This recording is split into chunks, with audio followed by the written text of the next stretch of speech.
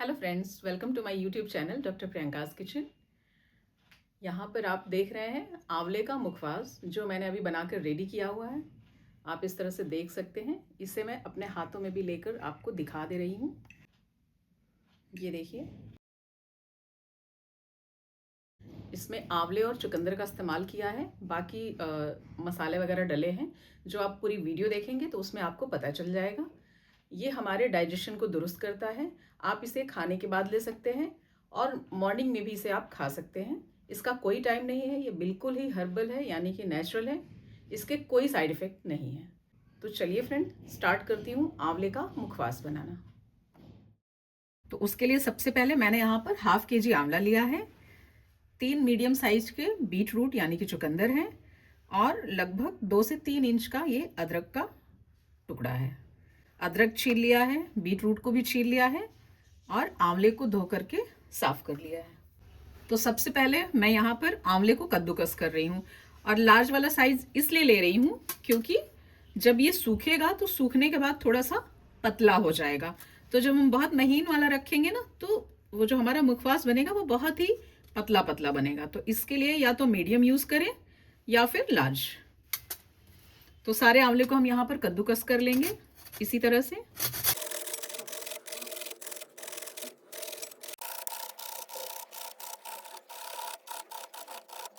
सारे आंवले हमने कद्दूकस कर लिए हैं। तो अब ये चूंकि बहुत ही जूसी होते हैं और सर्दियों की धूप जो है वो बहुत ही प्यारी सी हल्की गुनगुनी होती है, ये जल्दी से सूखेगा नहीं। तो इसके लिए हम इसे थोड़ा सा निचोड़ देंगे ऐसे मुट्ठी में लेके, ये इस तरह से, ताकि इसका जूस थोड़ा सा कम हो जाए। ये देखिए, ये आप देख पा रहे हैं कि ये आंवला कितना जूसी है। इसी तरह से मुट्ठी से दबाते हुए हम आंवले का काफ़ी जूस निकाल सकते हैं। और इस जूस का इस्तेमाल आप चाहें तो अपने बालों में लगा सकते हैं, इससे स्टोर करके रख सकते हैं और रोज़ सुबह खाली पेट इसको थोड़ा सा डाइल्यूट करके पी सकते हैं। ये भी आपकी स्किन, बालों और पेट के लिए बहुत अच्छा होता है। आप चाहें तो इसे और भी निचोड़ सकते हैं। ये अभी भी इसमें से जूस निकल रहा है।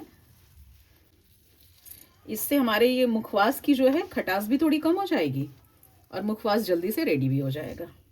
ये मैं निचोड़े हुए से भी दोबारा से जूस निकाल रही हूँ, जो थोड़ा बहुत बचा रह गया था एक बार में। तो ये देखिए, ये सारा आंवला अच्छी तरह से ये सूखा सूखा हो गया। ये देखिए, और यहाँ 1 बोल हमारा आंवले का बिल्कुल नेचुरल और प्योर जूस भी निकल आया। अब इसी बड़े साइड से ही अदरक को भी ग्रेट कर लेंगे। अदरक चूंकि कम है तो चाहे तो मीडियम वाला साइज भी इस्तेमाल कर सकते हैं।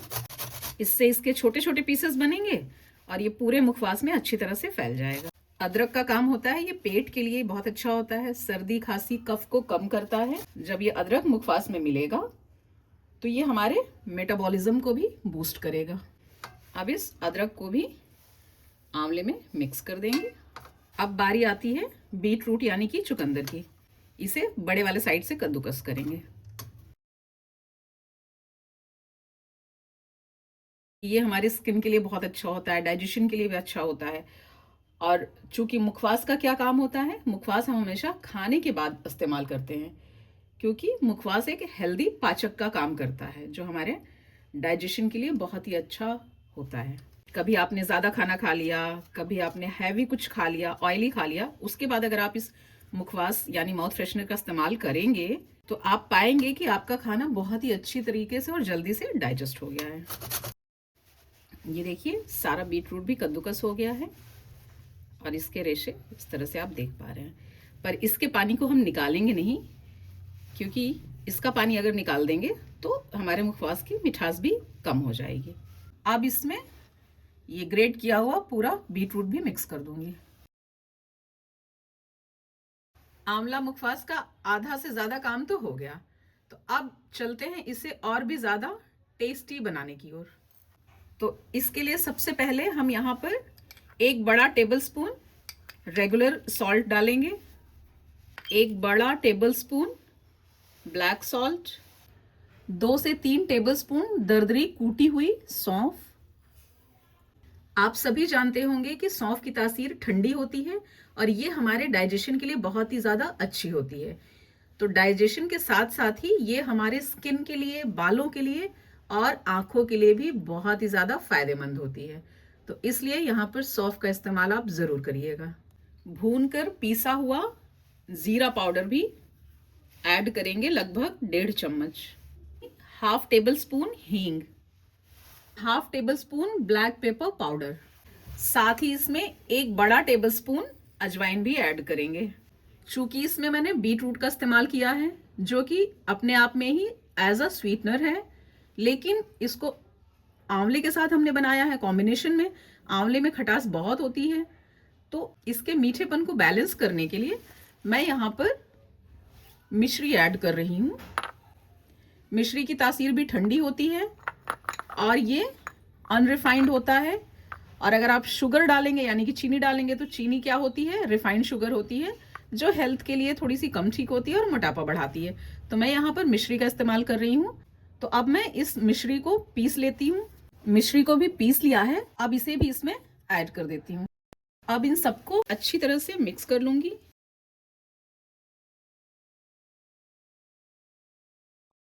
अब बारी आती है इसको सुखाने की। तो इसको सुखाएं कैसे?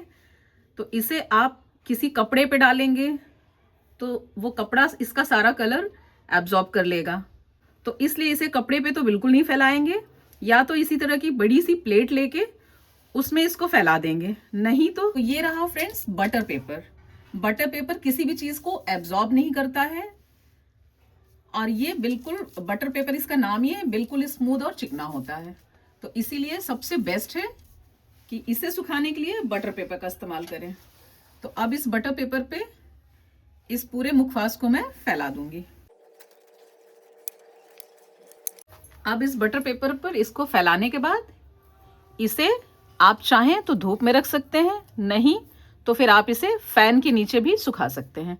बस ये ध्यान रखना है, इसे किसी महीन कपड़े से बिल्कुल कवर कर दें ताकि डायरेक्ट इसके ऊपर धूप ना पड़े। और अगर आप फैन ड्राई कर रहे हैं तब तो कोई प्रॉब्लम ही नहीं है।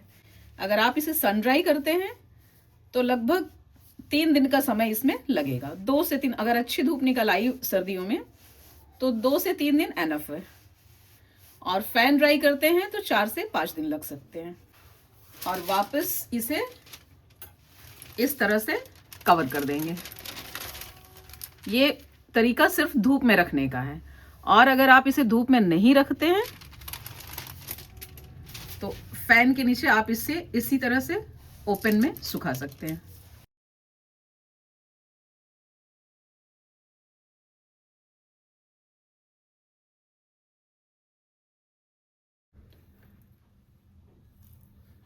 आंवले का मुखवास बहुत अच्छी तरह से रेडी हो गया है। ये देखिए कितना अच्छा ड्राई हुआ है। इसको मैंने टेस्ट किया है, अपने घर के मेंबर्स को भी टेस्ट कराया है।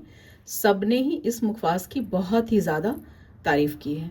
तो फ्रेंड्स, अगर आपको ये रेसिपी पसंद आई हो तो आप लोग भी अपने घर में इसे ज़रूर ट्राई करिएगा। इसे आप 1 साल तक स्टोर करके रख सकते हैं, ये बिल्कुल भी ख़राब नहीं होगा। बस आपको ये ध्यान रखना है कि इसे साफ़ सुथरे, सूखे और एयर टाइट कांच के जार में अगर आप स्टोर करके रखेंगे। फ्रेंड्स, वीडियो को लाइक करिएगा, शेयर करिएगा और चैनल को सब्सक्राइब करिएगा।